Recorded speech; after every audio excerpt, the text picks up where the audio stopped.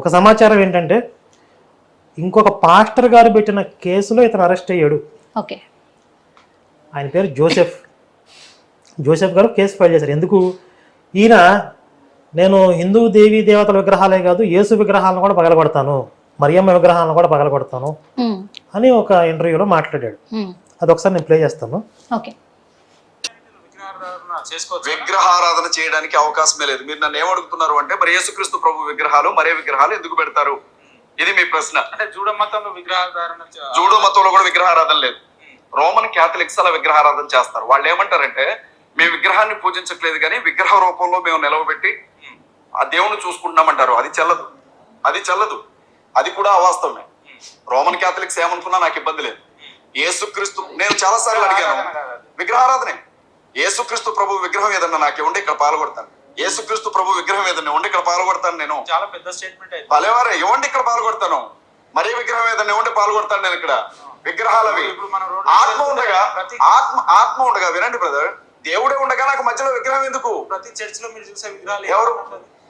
ఇప్పుడు నా చర్చిలో విగ్రహం ఉంటే మీరు నన్ను అడగాలి. మీరు నా చర్చికి రండి, మీ చర్చిలో ఈ విగ్రహం ఏంటి నన్ను అడగాలి. చర్చికి వచ్చే వాళ్ళే నిజమైన క్రిస్టియన్లు అన్నారు. వినండి విషయం గమనించండి. మీరు నేను ఒక విషయం చెప్తున్నాను. ఓకే, విన్నారు కదా, వీడికి ఏంది ఇంత పైత్యం ఏంది, ఇంత ఉన్మాదం ఏంది? భగవంతుణ్ణి విగ్రహమూర్తిగా చూసుకుని ఆరాధించే సంస్కృతులు సంప్రదాయాలు కొన్ని చోట్ల ఉన్నాయి. వీడు నమ్మిందే సత్యం, నేను ఆరాధించినట్లుగానే అందరూ ఆరాధించాలి, లేకపోతే వాళ్ళ విగ్రహాలు పగలగొడతారంటే ఇది టెర్రరిజమా కాదా? ఉగ్రవాదం అంటే ఇంతే కదా. ఖచ్చితంగా. మరి ఉగ్రవాదం ఎక్కడ ఉండాలి? జైల్లో ఉండాలా, బయట ఉండాలా? జైల్లోనే ఉండాలి. ఆ ఉద్దేశంతోనే ఇప్పుడు వెళ్ళారంటారా? మరి ఇందులో మా హస్తం ఏముంది? ఇప్పుడు మీరు చెప్పినట్టుగానే మొదటగా ప్రవీణ్ పగడాల మరణం గురించి మీరు చెప్పారు. అంటే ఇప్పుడు ఏ ప్రూఫ్స్ కూడా వాళ్ళ దగ్గర లేవు, ఏ ఆధారాలు కూడా లేవు, కానీ ఇది హత్య అని చెప్తున్నారు అని మీరు అంటున్నారు. కానీ వాళ్ళు ఏమంటున్నారంటే అక్కడ సాక్ష్యాధారాలు ఖచ్చితంగా కనబడుతున్నాయి, కర్రల మీద బ్లడ్ మార్కులు ఉన్నాయి. ఇంకొకటి తనకు డ్రెస్ విప్పి మళ్ళీ వేశారు. ఎందుకంటే సైలెన్సర్ ఒకవేళ పైన పడిందే అనుకుందాము, సైలెన్సర్ కాలితే పాయింట్ కాలుతుంది ఫస్ట్, కానీ పాయింట్ కాలకుండా లోపల తన తొడ భాగం మొత్తం ఇంత ప్లేస్ కాలిపోయి ఉంది. అదెలా జరిగింది? ఇంకొకటి తన వీపు పైన రాడ్డుతో కొట్టిన దెబ్బ ఉంది, అదెలా జరిగింది? ఇవన్నీ అనుమానాలు ఉన్నాయి కదా. యాక్చువల్గా చెప్పాలంటే ఈ సీసీ ఫుటేజ్ కూడా వీళ్ళు ఫేక్ వీడియోని, ఫేక్ వ్యక్తిని క్రియేట్ చేసి ఈ సీసీ ఫుటేజ్ రెడీ చేశారు. ఎందుకు చెప్తున్నామంటే ప్రవీణ్ పగడాల గారికి బైక్ మీద కూర్చున్నప్పుడు కింద కాళ్ళు పెడితే బ్యాలెన్స్ ఆపడానికి కాళ్ళు అందవు, ఆయన వేళ్ళు కూడా ఇట్లా పైకి పెట్టి ఇట్లా ఆపుతారు. కానీ ఈ వ్యక్తి హైట్ వ్యక్తి అని, అందుకే పక్క ప్రూఫ్స్ తోటి మేము చెప్తున్నాము ఇది హత్య అని చెప్పేసి వాళ్ళు అంటున్నారు. ఇక్కడ సీసీ ఫుటేజ్ అంతా కూడా ఫేక్ సీసీ ఫుటేజ్ అంతా క్రియేట్ చేశారు అని చెప్పేసి అంటున్నారు. మరి ఒరిజినల్ వాళ్ళది ఏమనండి, ఇది ఫేక్ అని చెప్పినప్పుడు ఒరిజినల్ ఏదో వాళ్ళకి తెలిసి ఉంటది కదా. అంటే పోలీసులను మొత్తం మేనేజ్ చేశారు, బయటికి రాకుండా అసలు సీసీ ఫుటేజ్ అనేది బయటికి పోలీసులు మేనేజ్ చేసి, ప్రభుత్వం మేనేజ్ చేసి, అక్కడ సీసీ ఫుటేజ్ లో షాప్ ఓనర్స్ మేనేజ్ చేసి, మొత్తం దేశం అంతా కూడా దీనికి వ్యతిరేకంగా పనిచేస్తుందా? ఏం చెప్పదలుచుకున్నారు? ఇప్పుడు అక్కడ కర్రల మీద బ్లడ్ మరకలు అన్నారు, అది ఫోరెన్సిక్ వాళ్ళు నిర్ధారించాలి రక్తపు మరకలు అని చెప్పి వాళ్ళు అని చెప్పారా? వీళ్ళే ఊహాగానాలు. ఇప్పుడు ఆయన జారి పడిపోయే క్రమంలో ప్యాంట్ కిందకి జారిపోయింది, దానివల్ల తొడభాగంలో సైలెన్సర్ అంటుకొని ఖాళీ ఉండవచ్చు, ప్యాంట్ కిందకి జారిందని వాళ్ళు చెప్తున్నారు. దాన్ని కూడా ఏమని సృష్టిస్తున్నారు? ఈ ప్యాంట్ కిందకి లాగేసి మళ్ళీ తొడిగే ప్రయత్నంలో వాళ్ళకి పూర్తిగా పైకి లాగలేకపోయారు, ఎక్కలేదు అని చెప్తున్నారు. ఇప్పుడు ఆయన అంత స్పీడ్గా జారి పడిపోయినప్పుడు బట్టలు జారిపోయి ఉండొచ్చు కదా. కానీ ఇక్కడ ఒక విషయం ఏదేమైనప్పటికీ కూడా తను డ్రింక్ చేసి మరణించారా పక్కన పెడితే, హత్య చేశారా అని పక్కన పెడితే, ఈ హిందూ ముస్లిం క్రైస్తవుల మధ్య ఎందుకు ఈ మత కలహాలు, ఎందుకు ఇప్పుడు ఈ టైంలోనే వీళ్ళు ఇలా అంటే అలా కుటుంబ సభ్యులు కూడా బయటికి రావట్లేదు, మాట్లాడట్లేదు, కానీ మిగతా క్రైస్తవులు మాత్రం చాలా ఈ విషయం పైన స్పందిస్తూ ఉన్నారు. అంటే ఏం చెప్పాలనుకుంటున్నారు మీరు? ఇప్పుడు అదే ఊళ్ళో పెళ్లికి కుక్కల హాడాడంటారు కదా. ఇప్పుడు వాస్తవంగా అక్కడ అన్యాయం ఏదైనా జరిగితే, ప్రవీణ్ గారిది హత్య కనుక అయితే ఎక్కువ బాధపడేది కుటుంబ సభ్యులు, న్యాయం కావాలని పోరాడాల్సింది మొట్టమొదటి వాళ్ళు. కానీ వాళ్ళే సైలెంట్ గా ఉన్నారు. ఎందుకు అంటే వాళ్ళకి కొన్ని వాస్తవాలు తెలుసు కాబట్టి. ఇప్పుడు ఆయన ఇంట్లో నుంచి ఆ రోజు బయలుదేరాడు. ఇప్పుడు ఏ స్థితిలో బయలుదేరాడు అంటే, ఇంట్లో ఏమైనా గొడవలు జరిగాయా, డిప్రెషన్ లో ఉన్నాడా, ఏదైనా బాధలో ఉండి బయలుదేరాడా, ఆయన బాధలో ఉన్నప్పుడు ఏదైనా మందు తీసుకుంటాడా? ఇప్పుడు ఆ రోజు లభ్యమవుతున్న వివరాలలో ఆయన తాగిన విధానాన్ని బట్టి నార్మల్గా అయితే లేడు. తాగారంట. బీభత్సంగా తాగుతూ కింద పడిపోతూ కూడా లెక్క చేయని స్థితిలో ఉన్నాడు. అంటే తను ఎన్నో ప్రసంగాలలో కూడా సువార్త చెప్పేటప్పుడు కూడా అందరికీ చెప్పారు కదా, మద్యపానం సేవించడం నిషేధం, అది మన క్రైస్తవులు అలా చేయకూడదు అని చెప్పేసి చెప్పిన ఒక పాస్టరు మద్యం ఎలా సేవిస్తారనుకుంటున్నారు? ఎంతమంది క్రైస్తవులు తాగుతారో వాళ్ళ ఆత్మసాక్షి తెలుసు, ఎంతమంది పాస్టర్లు తాగుతారో వాళ్ళ ఆత్మసాక్షి తెలుసు. మా మీద నిందలు వేస్తున్నారు అంటున్నారు. ఇప్పుడు యేసు కూడా బైబిల్లో చెప్పేది ఒకటి చేసేది ఒకటి. ఇప్పుడు మాటల్లో ఉన్నంత ఆదర్శాలు ఆచరణలో అందరికీ ఉండవు. అందరూ తికరణ శుద్ధిగా అదే పాటిస్తే, అంటే మనస్సు వాక్కు ఆచరణ మూడు ఏకీకృతం అయితే వాళ్ళు ఋషులు అయిపోతారు కదా. ఋషిత్వం వచ్చేసింది వాళ్ళకి.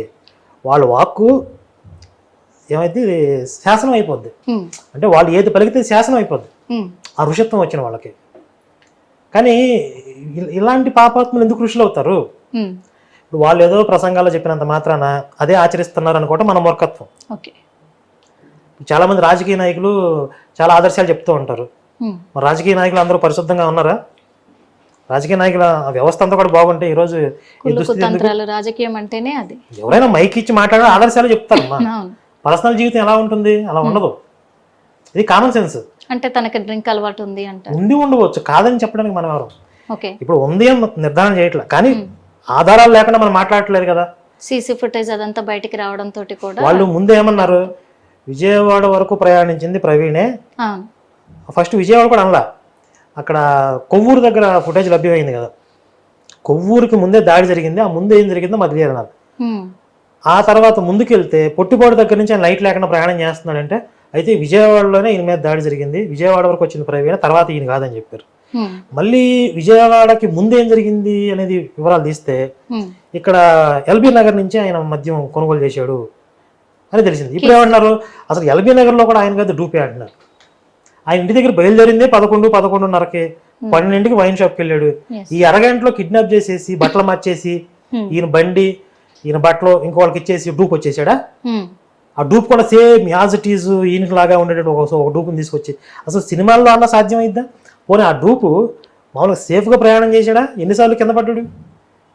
నేను ఒక లాయర్గా చెప్తున్నాను, ఇది ఖచ్చితంగా హత్య. ఎందుకంటే ఆయన ధరించే హెల్మెట్ కూడా సేమ్ హెల్మెట్ని తెచ్చిపెట్టుకున్నారు అని అంటున్నారు అజయ్ బాబు. ఈ లాయరా? వీడు చెప్పుకుంటే తప్ప ఎవరికి తెలియదు ఆ విషయం. వీడు చెప్పుకుంటే తప్ప ఎవడో పాస్టర్ అని తెలియదు. వీడు వాస్తవంగా పాస్టర్ కాదు, లాయరే కాదు. ఇప్పుడు వాడు అరెస్ట్ అయ్యాడని చెప్తున్నారు. అరెస్ట్ అయ్యడానికి కూడా ఇంకొక పాస్టర్ గారు పెట్టిన కేసు కారణమా, లేకపోతే వీడు చర్చిలో వచ్చే ఆడవాళ్ళని వ్యభిచారానికి ప్రోత్సహిస్తున్నాడనే వార్తలు కూడా మాకు తెలుసు. విశ్వసనీయ సమాచారం మాకు. వీడికి డ్రగ్స్ మాఫియాతో సంబంధాలు ఉన్నాయి, యూత్ కి డ్రగ్స్ అమ్ముతూ ఉంటాడు వీడు, కొంతమంది పాస్టర్లు కలిసి ఒక డ్రగ్స్ మాఫియా మెయింటైన్ చేస్తున్న వార్తలు ఉన్నాయి, విశ్వసనీయ సమాచారం ఉంది మాకు. అంటే వార్తలు మాత్రమే ఉన్నాయా, ప్రూఫ్స్ ఏమైనా ఉన్నాయా మీ దగ్గర? మా దగ్గర ఇప్పుడు వార్తలు మాత్రమే. ఎందుకంటే వాళ్ళు ఇప్పుడు వార్తలు ఉన్నాయని చెప్పి రకరకాల అక్కడ మాట్లాడారు కదా, కరుణాకర్ అని చెప్పి రకరకాలుగా. వాళ్ళని ఆధారాలు చూపించలేదు కదా. వాళ్ళ ఆధారాలు చూపించినప్పుడు మేము ప్రతిదానికి ఆధారాలు ఎందుకు చూపించాలి? కాబట్టి మాకు కూడా కొన్ని అభిప్రాయాలు వ్యక్తీకరించే స్వేచ్ఛ ఉంటుంది కదా, మాకు కొంత సమాచారం ఉంటుంది. అత్యంత విశ్వసనీయ వర్గాల సమాచారం ప్రకారం ఇతను వ్యభిచారాన్ని ప్రోత్సహించేవాడు, చర్చకు వచ్చి ఆడవాళ్ళతో వ్యభిచారం నిర్వహించడానికి వాళ్ళని ప్రోత్సహించేవాడు. వాళ్ళు కూడా కేసు పెట్టుండొచ్చు, డ్రగ్స్ మాఫియా దొరికి ఉండొచ్చు, ఏదైనా కావచ్చు. అంటే అజయ్ బాబు మరొక మాట అంటున్నారు. ఏమంటున్నారంటే ప్రవీణ్ పగడాల ప్రతి ప్రసంగంలో కూడా మాకు క్రైస్తవులకు అన్యాయం జరగొద్దు అని చెప్పేసి సువార్తను ప్రకటించారే తప్ప ఎక్కడ హిందువులని అసహ్యంగా మాట్లాడలేదు. కాకపోతే మమ్మల్ని అవమానించినప్పుడు మాత్రమే వాళ్ళకు జవాబు చెప్పాడు. అంటే అది కూడా ఏ రకమైందంటే యేసు ప్రభు మరియకి ఉంచుకున్న వాళ్ళకి పుట్టాడు అని చెప్పేసి అసభ్యంగా హిందువులు మాట్లాడుతున్నారు. అది ఎంతవరకు కరెక్ట్ అని అడుగుతున్నారు. మరి దీని మీద న్యాయం ఉందా? అసలు చనిపోయిన ప్రవీణ్ పగడాల పరువు తీసింది వీళ్ళే, ఈ చిల్లర పాస్టర్లే. ఆయన యాక్సిడెంట్ లో పోయాడు, కుటుంబ సభ్యులు మాకు పోస్ట్ మార్టం కూడా ఇచ్చేసేయండి, మేము తీసుకెళ్లిపోతా అన్నారు. కుదరదు, పోస్ట్ మార్టం చేయాలి, హత్య అని చెప్పి రకరకాలుగా రచ్చగొట్టే ప్రయత్నాలు చేసి ఇప్పుడు ఇవన్నీ కూడా బయటకు వచ్చి ఆయన తాగి అపస్మారక స్థితిలోకి వెళ్ళిపోవటం, అంటే ఒక రోడ్డు మీద పడిపోయి పార్కులో రెస్ట్ తీసుకోవటం, ఇవన్నీ కూడా కొంతమంది జీర్ణించుకోవాలని వాస్తవాలు. ఇవన్నీ కూడా బయటకు వచ్చి ఒక చనిపోయిన వ్యక్తి గౌరవానికి కూడా భంగం కలగడానికి కారణం వీళ్ళు. అలాగే ఇప్పుడు ఏం చెప్తున్నారు వీళ్ళు, ఆయన హిందుత్వం గురించి ఎప్పుడు మాట్లాడు. ఇప్పుడు ఆయన వీడియోలన్నీ తీసి ప్లే చేస్తే చనిపోయిన వ్యక్తి గురించి కాబట్టి మనం అంత మాట్లాడాం అంటే కానీ మా యేసు ప్రభు పుట్టుకనే వాళ్ళు నిందించారు, అప్పుడు మేము మాట్లాడకుండా ఎలా ఉండగలము, మరి అంత అసభ్యంగా మాట్లాడొచ్చా అంటున్నారు. మరి మాట్లాడొచ్చా అలా మాత్రం? ప్రవీణ్ పగడాలకి నేను ఇచ్చిన కౌంటర్స్ చాలా ఉన్నాయి అమ్మ, శివశక్తి వీడియోలు ఛానల్. అందులో ఆయన ఏదో క్రిస్టియన్ సభలకు వెళ్ళి ఒక క్రిస్టియన్ సెమినార్కి వెళ్ళి హిందుత్వం గురించి మాట్లాడాల్సిన అవసరం ఉందా? వాళ్ళు ఏదో క్రిస్టియన్ సభలు పెట్టుకున్నారు, అక్కడ హిందుత్వం గురించి అవసరం ఏంటి? రాముడు అదేని, సీతమ్మ వారు ఇదని రకరకాలుగా ఆయన మాట్లాడిన వీడియోలు ఉన్నాయి, వాటికి మేము కౌంటర్స్ ఇచ్చాం. అంటే ఒక క్రిస్టియన్ గురించి మీరు తప్పుగా మాట్లాడుతూ ఉంటేనే మేము అనాల్సి వచ్చింది అంటున్నారు వాళ్ళు. నేను దీని మీద ఎన్నో ఛాలెంజ్లు చేశాను. ఫస్ట్ ముందు ఎవరు మొదలు పెట్టారు? చర్చి పెడతానండి అంటున్నా. మొట్టమొదట ఇతర మతాలను దూషించడం అనే ఒక ఈ దరిద్రపు కొట్టు లక్షణం ఎవరి దగ్గర ఉంది? అసలు ఎవరి మత గ్రంథంలో పరమతం గురించి రాశారు? ఇతర మతాలను ద్వేషించే విధంగా రెచ్చగొట్టారు. ఎవరి మత గ్రంథంలో ఉందో చర్చి పెడతారండి అంటున్నా. మేము రెచ్చగొట్టట్లేదు అంటున్నారు వాళ్ళు. అజయ్ బాబు కూడా మన అన్నాడు, మేము అసలు ఎవరిని రెచ్చగొట్టము, మాలో ఉన్న క్రైస్తవులకు మాత్రమే మేము సువార్త చెప్పుకుంటా ఉంటాము అంతే తప్ప మేము సువార్త ప్రకటించుకుంటాం కానీ ఎవరిని మేము మా మతంలోకి రండి అని మేము పిలవలేదు కదా, ఎందుకంత బాధ అవుతుంది వీళ్ళకి అంటున్నారు. పోర్న్ స్టార్ పాతివ్రత్యం గురించి ప్రసంగం చేసినట్టుంది. వాళ్ళు పరమతాల గురించి ఆదర్శాల గురించి మాట్లాడడం ఏంటి? నేను చర్చి పెడతానండి అంటున్నా కదా. ఎవరి మత గ్రంథంలో పరమత ద్వేషం ఉంది, ఒకవేళ ఉంటే తీసేద్దాం. ఆ వాక్యాలు ఏమైనా ఉంటే మీరు ఎప్పుడో ఆధునిక యుగం, ఆటవిక యుగాల్లో రాసుకున్నారు. మీరు రాతి యుగాల్లో, ఆటవిక యుగాల్లో రాసుకున్నారు. పశుబలంతో వాటిని అమలు చేశారు, కొన్ని దేశాల్లో ఆక్రమించుకున్నారు. సర్వన్నీ అయిపోయాయి. ఇప్పుడు ప్రజాస్వామ్యం విలువలు అన్నీ ఉన్నాయి కదా. ఆ ఆటవిక యుగంలో ఎవరైతే రాక్షసంగా కొన్ని రాసుకున్నారో అవి తీసేద్దాం అంటున్నా. అవి ఇప్పుడు ప్రస్తుత సమాజానికి ప్రమాదకరం కదా. అవి హిందుత్వంలో ఉన్నా తీసేద్దాం, ఎలిమినేట్ చేసేద్దాం, సంస్కరించుకుందాం. ఓకే, దానికి ఒప్పుకుంటారా? కూర్చొని మాట్లాడదాం రమ్మనండి. సగం బుక్ వెళ్ళిపోద్ది, అక్కడ ఉండదు, వెళ్ళిపోద్ది అంటారు. సగం అదే ఉంటది. అంటే మొత్తానికి హిందుత్వాన్ని చెడ్డదారి పట్టించేసి హిందువులందరినీ వాళ్ళ దాంట్లోకి, క్రైస్తవుల దాంట్లోకి మార్చుకుంటున్నారు బలవంతాన్ని అంటారా? బలవంతంగానే కాదు, ప్రలోభ పెట్టి మీకు ఏదో కష్టం ఉంటుంది, మీకు ఏదో సమస్య ఉంటుంది, మీ దగ్గరకు వచ్చి ప్రేయర్ చేసి అద్భుతం జరిగింది అంటాడు.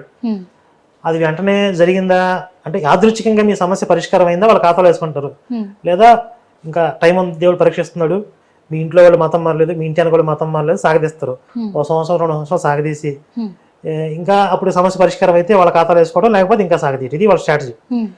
ఇప్పుడు మీకు సమస్య పరిష్కారం అవ్వకపోయినా, మీరు అందులో జారకపోయినా వాళ్ళకి వచ్చే నష్టమే లేదు, ఇంకొకరిని చూసుకుంటారు. వాళ్ళు మీ దగ్గర ఇన్వెస్ట్మెంట్ పెడుతున్నారా? జస్ట్ నెత్తి మీద చేయబెట్టి భస్మాసురుడు లాగా ప్రేయర్ చేస్తారు. ఇదే హస్తం ఇంకో చోట పెడతారు, ఇంకొక భస్మాసుర హస్తం. ఎవరెవరు బూడిదవుతున్నారు? 100 మంది మీద ప్రేయర్ చేస్తే 2-3 బూడిదవుతారు. వాళ్ళకి కావాల్సింది అది. కాబట్టి ప్రలోభ పెట్టి మత మార్పులు చేస్తారు. బలవంత పెట్టి అంటే నెత్తి మీద గండ పెట్టి ఎవరు చేయరు. మరి హిందువులు అంటే వాళ్ళ ప్రశ్న కూడా, ఈ హిందువులు ముస్లింలు వీళ్ళైతే ఎలాగా వాళ్ళ గుళ్ళల్లో వాళ్ళ దేవుళ్ళకి ఎంత పూజ చేసుకుంటున్నారో, ఎంత పవిత్రంగా భావిస్తున్నారో, మా యేసు ప్రభువుని కూడా మేము అంత పవిత్రంగా భావిస్తాం మేము. అలాంటిది మా యేసు ప్రభు విషయంలో, మా క్రైస్తవుల విషయంలో చిన్న చూపు చూస్తూ ఉన్నారు, మమ్మల్ని ఎప్పుడు అవమానిస్తూనే ఉంటారు. వాళ్ళని మేము అవమానించినంతసేపు మేము వీళ్ళని అవమానించము, కానీ మమ్మల్ని అవమానించినాక మేమెందుకు ఎదురు తిరగకూడదు, మేము ఎదురు తిరిగితే చంపేస్తారా అని అడుగుతున్నారు. అదే ఇప్పుడు నేను ముందు నుంచి చెప్తున్నా, బెదిరిస్తున్నారని కూడా అంటున్నారు. మీరు చిన్నప్పటి నుంచి ఏదన్నా చర్చి ప్రసంగాలు విన్నారా? అందులో హిందూ దేవుళ్ళని తిట్టడం వినే ఉంటారు. అంటే ప్రతి ఒక్కరికి ఈ అనుభవాలు తెలుసు. ఇప్పుడు నేనేదో కొత్తగా చెప్పాల్సిన అవసరం లేదు, మీరేదో కొత్తగా చెప్పాల్సిన అవసరం లేదు. సమాజంలో ఏం జరుగుతుందో అందరికీ తెలుసు. ఈ పాస్టర్లు పొద్దున్న లేస్తే చర్చిలో పరమత ద్వేషాన్ని వెళ్ళగక్కకుండా వాళ్ళకి పూట గడవదు. ఏదైనా దేవాలయంలో పూజారి గారు అర్చన చేస్తున్నారు, అక్కడ యేసు గురించి ఎవరైనా మాట్లాడుతున్నారు? అసలు అవసరమే లేదు వాళ్ళకి. వాళ్ళు ఏదో పూజ చేసుకుంటారు, ప్రసాదం తీసుకుంటారు, వెళ్ళిపోతారు.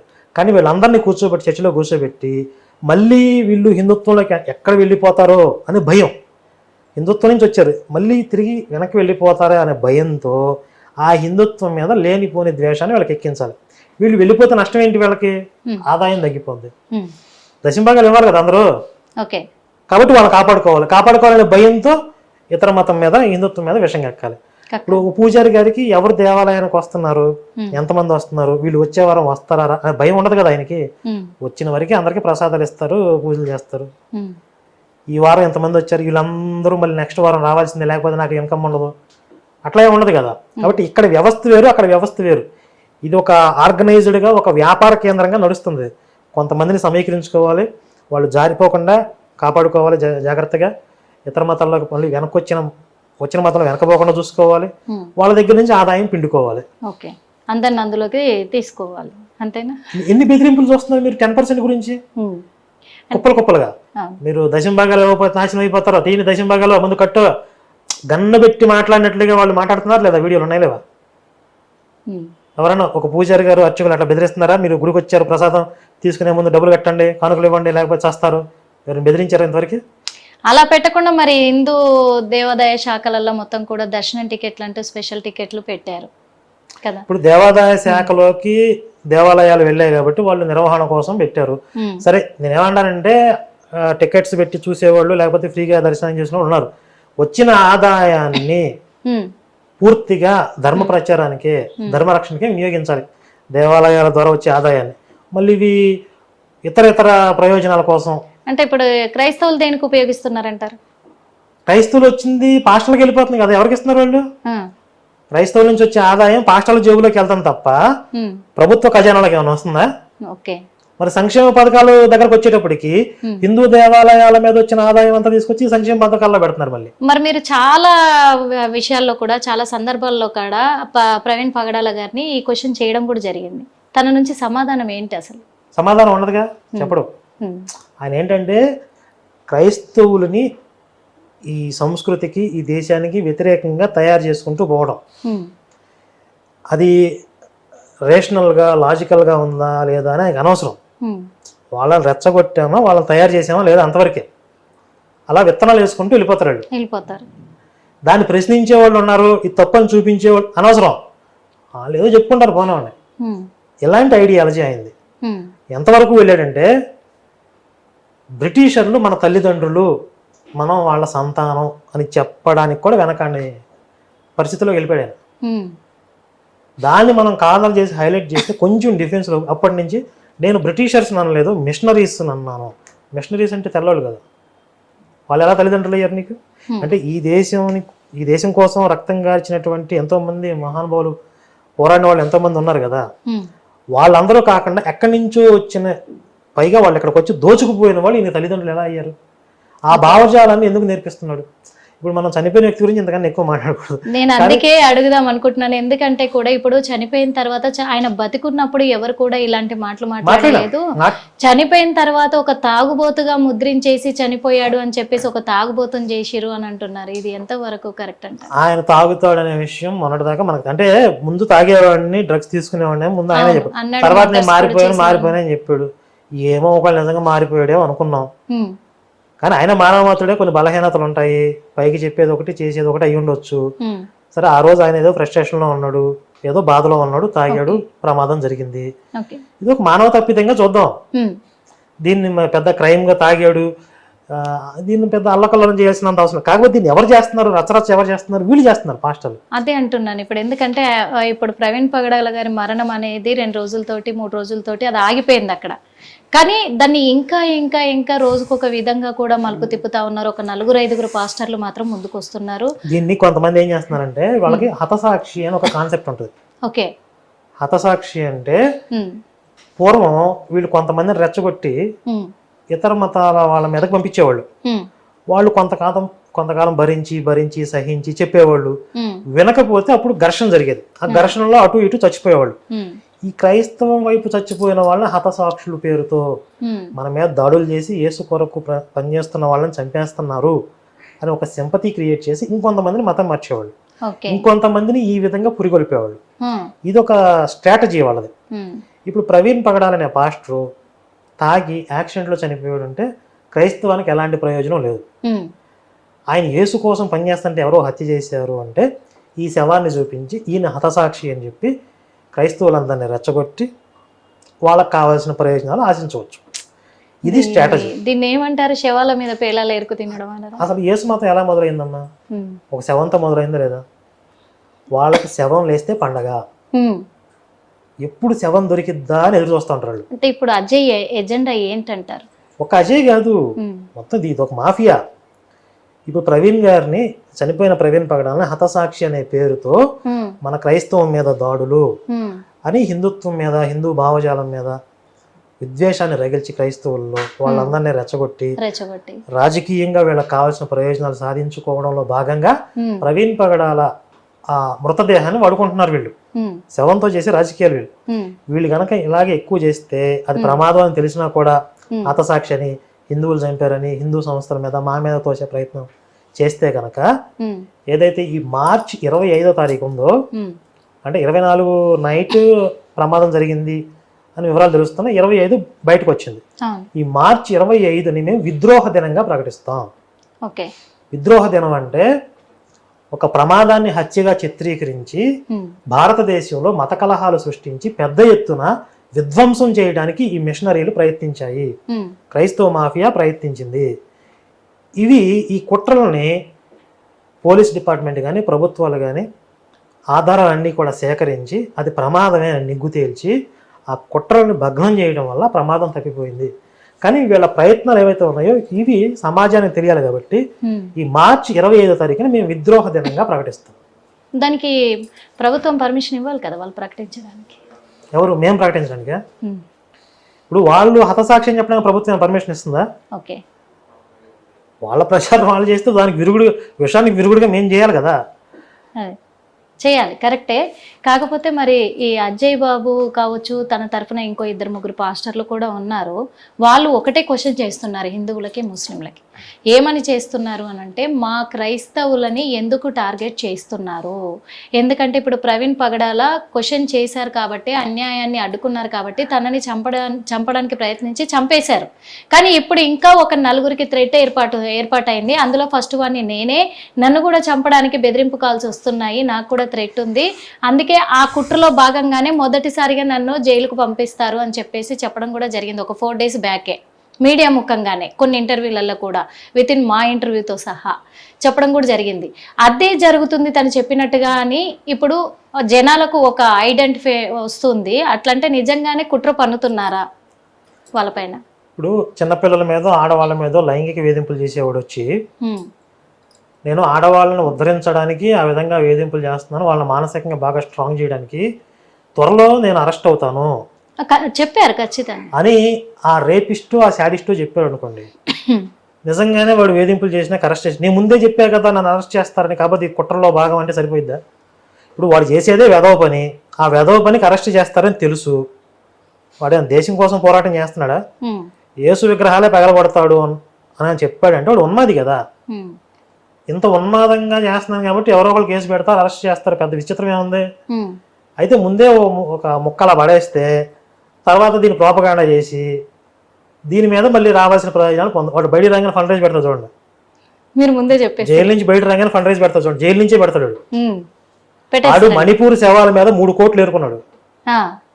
మణిపూర్ గొడవలు జరిగినాయి కదా, అది అసలు 2 వర్గాల మధ్య జరిగిన ఘర్షణ, మతాల మధ్య జరిగిన ఘర్షణ అసలు ఎవరికీ తెలియదు, పూర్తి వివరాలు తెలియవు. 2 జాతుల మధ్య వైరం అని చెప్తున్నారు, మైతేయులు కుకీల మధ్య జరిగిన గొడవలు అయ్యి.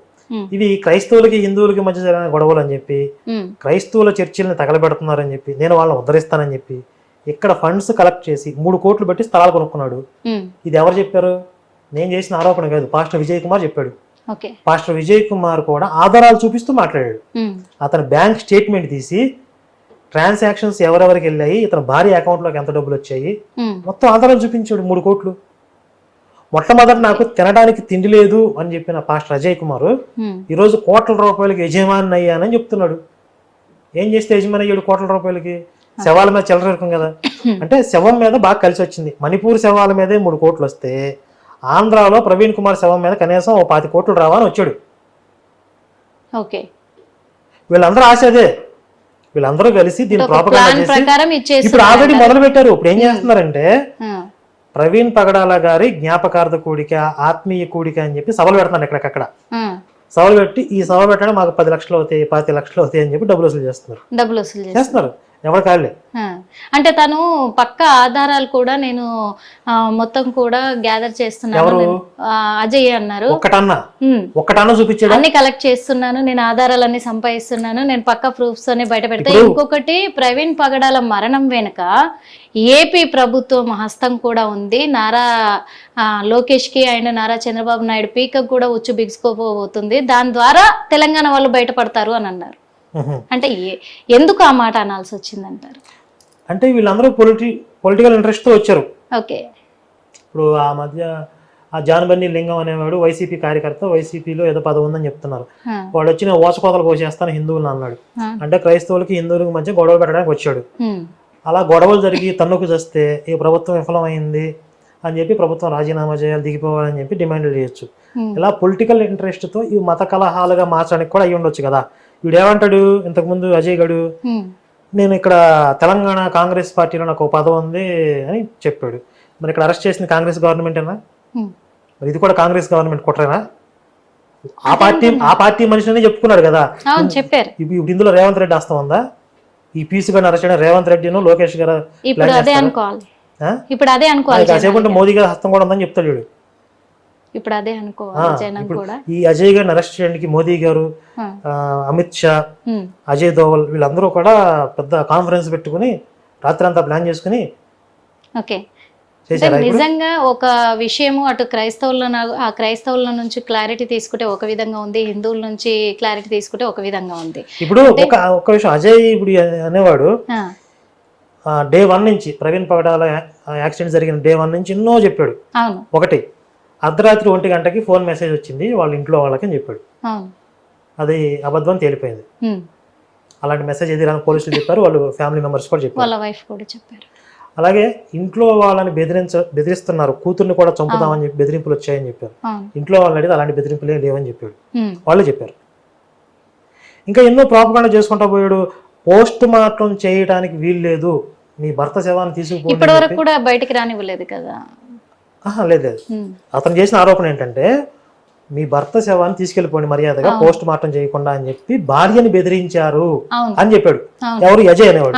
కానీ జరిగిందేంటి, వాళ్ళ వైఫే జరిగిపోయిన ప్రమాదం, మేము బాడీని తీసుకెళ్లిపోతాం, పోస్ట్ మార్టం వద్దని చెప్పి తను అడిగింది. వీడు రివర్స్ లో ప్రచారం చేశాడు. అంటే ఇంటెన్షనల్ గా కావాలని అబద్ధాలు ప్రచారం చేస్తున్నాడా లేదా? ఇది ఆధారాలు కనబడుతున్నాయా?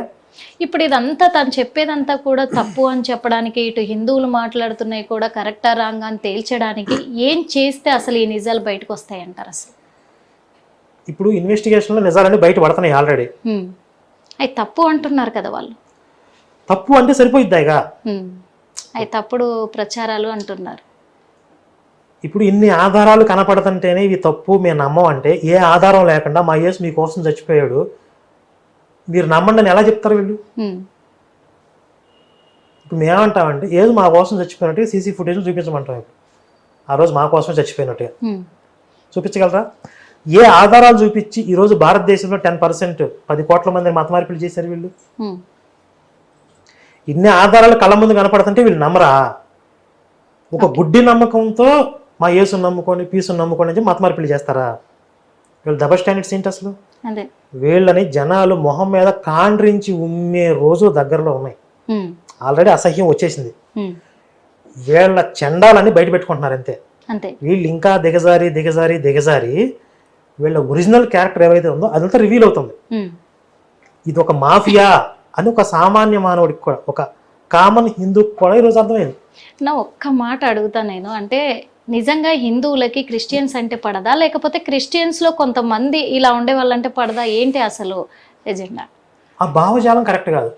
క్రైస్తవ భావజాలం ఏదైతే ఉందో, నా మతమే ప్రపంచం అంతా విస్తరించాలి, ఇంకా వేరే మతస్థులు ఎవరు ఉండకూడదు భూమి మీద, నా మతంలో ఉన్నవాడే రక్షించబడతాడు, మిగిలిన వాళ్ళందరూ శిక్షించబడతారు, ఇది ఒక దుర్మార్గమైనటువంటి ఐడియాలజీ. ప్రతి ఒక్కరికి ఉందంటారా? క్రైస్తవుడిగా మారాడు అంటేనే ఆ భావజాలాన్ని యాక్సెప్ట్ చేసినట్టు తను ఇంకొకరిని ప్రేరేపిస్తాడు అన్నట్టే, ఇంకొకరిని కలవడానికే చూస్తారు. అది ఒక వైరస్ లాంటిది, లోపలికి వచ్చిన తర్వాత జాంబీలుగా మారిపోతారు. అయితే ఎంత మోతాదులో పనిచేస్తుంది అనేది వాళ్ళ వ్యక్తిత్వాన్ని బట్టి ఉంటుంది. కొంతమందికి మోరల్ వాల్యూస్ ఎక్కువ ఉంటాయి బై బర్త్, కొంతమంది తక్కువ ఉంటాయి. ఇప్పుడు కొంతమంది ఇస్లాం పేరుతో టెర్రరిస్టులుగా మారుతున్నారా, చంపుతున్నారా, అల్లాహు అక్బర్ అంటున్నారా?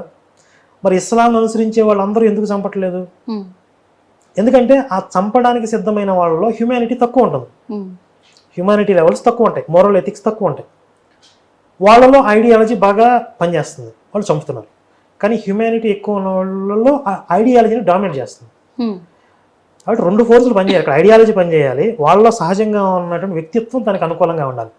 అలాగే ఈ క్రిస్టియన్ ఐడియాలజీని సపోర్ట్ చేయడానికి కూడా వాళ్ళలో కొంచెం హ్యూమానిటీ ఎథిక్స్ తక్కువ ఉంటే కనుక వీళ్ళు ఫిజికల్గా అటాక్ చేయకపోయినా మెంటల్గా ఇంకొకరిని కొరకడానికో మానసికంగా హిందుత్వాన్ని ద్వేషించడానికో వీళ్ళు ఎప్పుడు సిద్ధంగా ఉంటారు. కానీ మీరు చెప్పింది వాస్తవమే అనుకుందాము. కానీ ఇంత జరుగుతున్నా, ముస్లింల నుంచి ఇన్ని దాడులు జరుగుతున్నా, క్రైస్తవుల నుంచి ఇన్ని అన్యాయాలు జరుగుతూ వాళ్ళు క్రైస్తవులు మొత్తం హిందువులని ఆ మతంలోకి మార్పిడి చేసుకుంటున్నా కానీ ఎందుకు హిందువులు కదలక మెదలక అలాగే ఉన్నారు? ఎందుకు వాళ్ళని ఎదిరిగలేకపోతున్నారు? ఇప్పుడు తిరుగుబాటు మొదలైంది ఆల్రెడీ. అంటే చరిత్రలో జరిగిన వాస్తవాలన్నిటి కూడా అర్థం చేసుకుని ప్రస్తుతం వర్తమానంలో వీళ్ళు ఏ ఎజెండాతో పనిచేస్తున్నారు. ఒక మతం ఏమో మా మత సామ్రాజ్యంగా మారేస్తామని వాళ్ళు, ఇంకొక మతం మా మత సామ్రాజ్యంగా మారుస్తామని వీళ్ళు. ఈ ప్రయత్నాలు స్పష్టంగా హిందువులకు అర్థం అవుతున్నాయి. ఇప్పుడు వీళ్ళందరూ ఏకీకృతం అవుతున్నారు. రాజకీయంగా మొదలు పెడితే అవ్వరు అంటున్నారు వాళ్ళు. ఎవరు? హిందువులు అసలు ఐక్యమత్యం అవ్వరు, వాళ్ళలో దమ్ము లేదు, వాళ్ళు చేతులు ముడుచుకొని కూర్చోవాల్సిందే, వాళ్ళకు ఎదిరించే అంత సత్తా ఉంటే ఇన్ని రోజులు ఎందుకు ఆగుతారు అంటున్నారు. అలా అవ్వరు అనే అభిప్రాయంతోనే కొన్ని రాజకీయ పార్టీలు కొంతమంది ఏం చేశారంటే హిందువులని పక్కన పెట్టేసేసి, హిందూ ప్రజలను పక్కన పెట్టేసి వేరే మతస్థుల్ని మాత్రం బుజ్జగించడమే పనిగా పెట్టుకున్నారు. ఇప్పుడు హిందువులందరూ సంఘటితమై వీళ్ళు కూడా ఓటు బ్యాంకు పవర్ ఏదో చూపిస్తున్నారు. చూపిస్తున్న వీళ్ళు గగ్గోలు పెడుతున్నారు. ఇప్పుడు అదేంటి వీళ్ళందరూ మతం పేరుతో మతోన్మాదం పెరిగిపోతుందంట. మతోన్మాదం అంటే ఏంటి? ఉత్తి పుణ్యానికే ఇంకొక మతం మీదకి మనం వెళ్ళి దాడి చేస్తే మతోన్మాదం. మన మీద జరుగుతున్న దాడిని ఎదిరించి మనల్ని మనం రక్షించుకుంటే మతోన్మాదం ఎందుకు అయింది? ఆత్మరక్షణ అయింది. ఆత్మరక్షణ ఖచ్చితంగా. మన ఇల్లు తగలబెడుతున్నారు. కానీ ఓ పక్క ఏమంటున్నాడు అజయ్ బాబు, ఏమంటున్నాడు మా క్రైస్తవులు ఓట్లు వేయబట్టే ఈ రోజు ప్రభుత్వం ఏర్పడింది అని చెప్పేసి అంటున్నారు. మా క్రైస్తవుల ఓట్లతోనే ఏ నాయకుడైనా గెలిచేది అని అంటున్నారు. సరే వాళ్ళ ఓట్లు వేయడం మానేసేమని అనుకోని, వాళ్ళు ఓట్లు వేయడం మానేస్తే ఎలక్షన్స్ జరుగుతాయా జరగవా, ప్రభుత్వాలు ఫామ్ అవుతాయా అవ్వవా తెలిసిపోద్ది కదా. మానేసేమనండి. ఓకే, ఇంకొక విషయం అన్న, వాళ్ళు కూడా పదవి కోరుకుంటున్నారు. అంటే మా క్రైస్తవులకు కూడా మమ్మల్ని గుర్తించి మాకు కూడా పదవులు ఇస్తే, మా అధికారం మాకు ఇస్తే మేము ఎందుకు ఇలా చేస్తాము, మేము ఎందుకు అలా మాట్లాడతాము, ఇంకొకరిని దూషించేలాగా మేము మాట్లాడాం కదా. అధికారం కోసం చేస్తున్నారు ఇదంతా. అధికారం వాళ్ళ చేతుల్లో రావాలి అనే ఎజెండాతో ఎల్లకల్లోలం చేస్తున్నారా? అన్ని హిందువులే అనుభవిస్తారా, ముస్లింలు హిందువులే అని అంటున్నారు. మాకు రిజర్వేషన్ తక్కువ ఉంది, అలాగే హక్కులు తక్కువ ఉన్నాయి, మమ్మల్ని చిన్న చూపు చూస్తున్నారు అని చెప్పేసి. భారతదేశంలో హిందువులకి భారతీయ మతాలకు చెందిన వారిగా రిజర్వేషన్స్, అదే వేరే మతస్థులకు రిజర్వేషన్స్ ఉండవు. ఇది అంబేద్కర్ గారు రాసిన రాజ్యాంగంలో ఉంది. మాకు ఈ రాజ్యాంగం నచ్చదు, మాకు ఈ దేశం నచ్చదని మీకు నచ్చిన దేశాన్ని పోండి.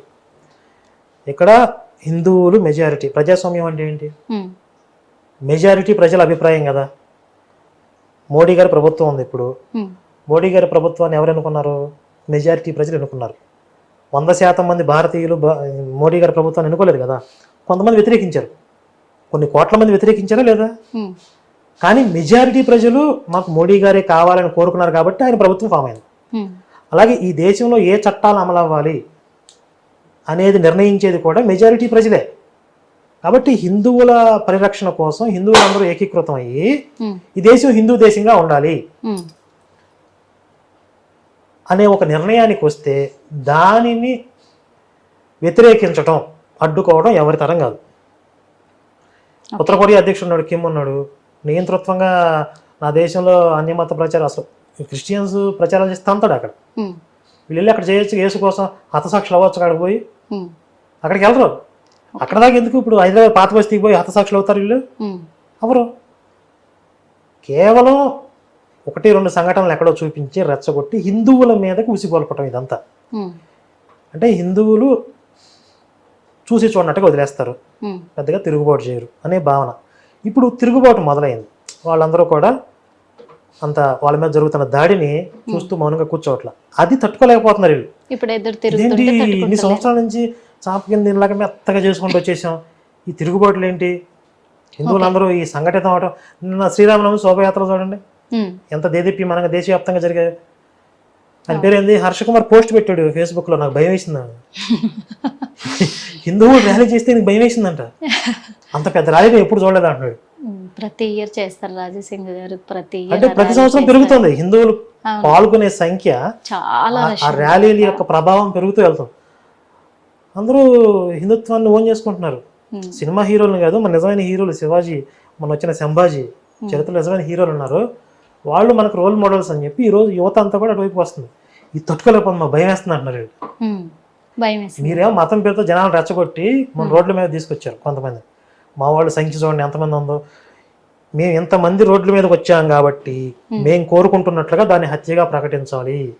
అది హిట్ టీవీ యాప్, ఇందులో short news, live news, entertainment shows, movies, digital magazines తో పాటు మీ జిల్లా వార్తలను కూడా ఫ్రీగా చూడొచ్చు. ఇంకెందుకు ఆలస్యం, వెంటనే హిట్ టీవీ యాప్ ని డౌన్లోడ్ చేసుకుని ఫ్రీగా ఎంటర్టైన్మెంట్ పొందండి. Hit TV app. Hit TV app. Please download hit TV app. Hit TV app ని ఫ్రీగా డౌన్లోడ్ చేసుకుని ఎంజాయ్ చేయండి. మీకు నచ్చిన ఎంటర్టైన్మెంట్ కోసం హిట్ టీవీ యాప్ ని ఫ్రీగా డౌన్లోడ్ చేసుకుని ఎంజాయ్ చేయండి. హిట్ టీవీ యాప్ ని డౌన్లోడ్ చేసుకుని ఆస్వాదించండి, ఆశీర్వదించండి. ఇంతమంది సెలబ్రిటీలు హిట్ టీవీ యాప్ ని డౌన్లోడ్ చేసుకోండి అని చెప్తున్నారంటే ఎంత మంచి యాప్ ఆలోచించండి.